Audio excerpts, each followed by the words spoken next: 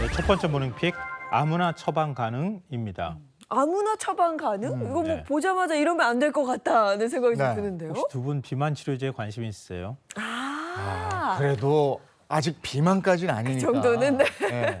두 분 그렇게 생각하시는데 굉장히 많은 사람들이 비만에 대해서 고민하고 또 관심도 많이 갖는데요. 제 주변에도 비만 치료제를 주사제로 요즘에 많이 나오니까요. 맞고 난 다음에 살을 많이 뺐다 이런 말들을 하곤 하는데요. 근데 이렇게 억지로 살을 빼는 게 과연 우리 몸에 꼭 좋기만은 할까요? 그렇지 않을 수 있거든요. 여러 가지 부작용이 나타날 수가 있는데요. 그런데 굉장히 쉽게 비만 치료제를 처방받고 있다고 하는 겁니다. 비만 치료제는 이제 논란이 되고 있는 걸 말씀드리면요. 체질량 지수 30 이상의 고도 비만 환자나 27 이상이면서 당뇨, 고혈압 같은 질환이 있는 환자에게만 처방되는 전문 의약품입니다. 그런데 올해 상반기에만 무려 처방 건수가 39만 5천 건이나 됐다고 합니다. 하루 평균 1,500건 이상을 처방하고 있는 건데요.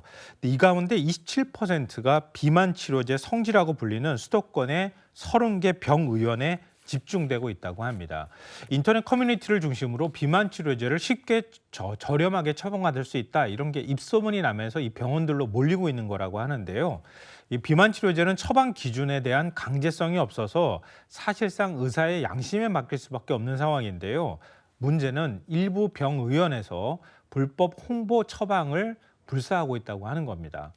구체적으로 어떤 불법 행위가 있었던 겁니까? 그러니까 비만 주사제를 맞게 되면 식욕이 없어진다고 얘기를 하잖아요. 그러면 보통의 경우에는 제 주변에서 얘기를 들어도 그렇지만 좀 메스껍다. 또 아예 식욕이 없으면서 구토가 나려고 한다. 뭐 설사가 난다. 이런 얘기를 하거든요. 네. 그럼 일종의 부작용이 생기는 거잖아요. 그런데 처방을 해줄 때 감기약보다 더 쉽게 처방해 준다? 이해할 수 있겠습니까? 이해하기 어려운 건데요.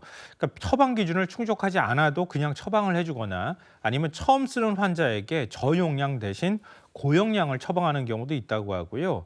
또 주사형이잖아요. 그러니까 피하 지방에 이렇게 자기가 스스로 주사를 해야 되거든요. 뭐 예를 들면 허벅지라든가 배라든가 이런 곳에 스스로 주사제를 계속 찔러야 되는 겁니다.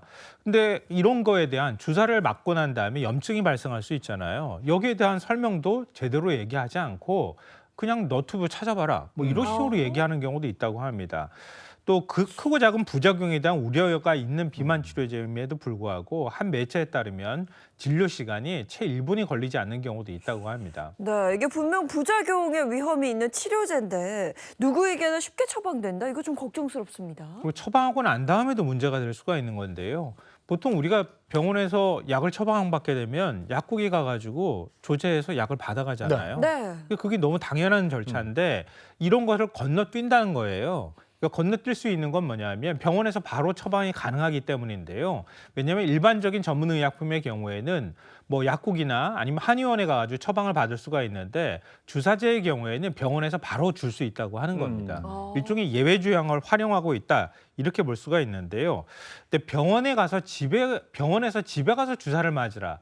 이러면 여러 가지 장치들을 넣어야 되잖아요. 환자한테 뭔가 문제가 생기지 않도록 하는 거. 근데 그렇게 별로 하지 않고 있다고 하는 거고요. 비만 치료제 성지라고 불리는 4군데 병원 모두 개봉하지 않은 상태로 비만 치료제를 판매를 하고 있었다고 합니다. 이 병원뿐만 아니라 일부 약국에서도 편법을 부추기고 있는데요. 의사가 처방전을 들고 방문한 환자에게 앞으로는 외국에 3개월 나가 있는다고 하면 한 번에 3개 용량으로 처방전을 받으라는 편법까지 조언하고 있다고 합니다.